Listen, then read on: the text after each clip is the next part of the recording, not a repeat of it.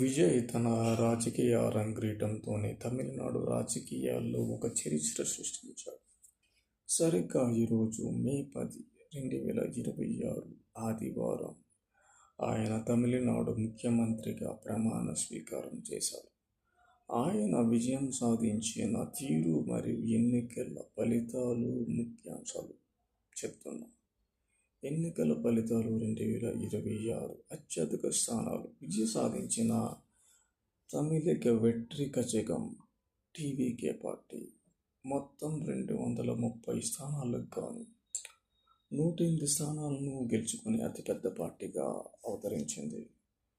Majority mark ప్రభుత్వం ఏర్పాటుకు అవసరమైన 118 సీట్లకు కేవలం 10 సీట్ల దూరంలో నిలిచారు.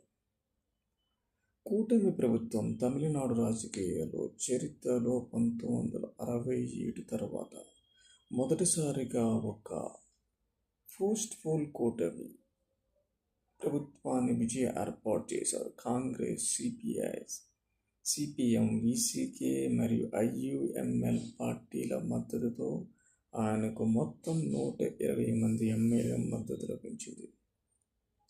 విజయానికి ప్రధాన కారణాలు చూస్తే ద్రావిడ పార్టీల ఆధిపత్యానికి బ్రేక్. గత 60 ఏళ్లుగా డిఎంకే మరియు ఏఐఏడిఎంకే పార్టీల మధ్య సాగుతున్న అధికారాన్ని విజయ్ అడ్డుకోగలిగారు. యూత్ మరియు మహిళా ఓటర్లు, కుల మతాలకు అతీతంగా యువత, మహిళలు మరియు మొదటిసారి ఓటు వేస్తున్న వారు విజయ్ వైపు మొగ్గు చూపారు. స్టాలిన్ ఓటమి. ప్రస్తుత ముఖ్యమంత్రి ఎంకే స్టాలిన్ తన సొంత నియోజకవర్గం కొలత్తూరులో ఓడిపోవడం ఈ ఎన్నికల్లో అతిపెద్ద సంచలనం.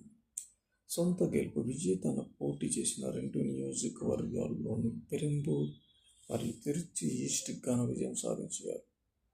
ఈరోజు చెన్నైలో నెహ్రూ స్టేడియంలో గవర్నర్ రాజేంద్ర విశ్వనాథ్ అర్లేకర్ సమక్షంలో విజయ్ ముఖ్యమంత్రిగా పదవి స్వీకారం చేశారు. ఆయనతో పాటు 9 మంది మంత్రులు కూడా ప్రమాణ స్వీకారం చేశారు. ఒక నటుడిగా అత్యంత వేగంగా రాజకీయాల్లో వచ్చి ముఖ్యమంత్రి అయిన విషయంలో విజయ్ ఇప్పుడు ఎన్టీ రామారావు గారి రికార్డుని సమానం చేశారు. What is a very great all the best to Vijay garu. Vijay, and hats up to you. You should destroy corruption in Tamil Nadu. All the best, bro. All the best, bro. All the best, bro.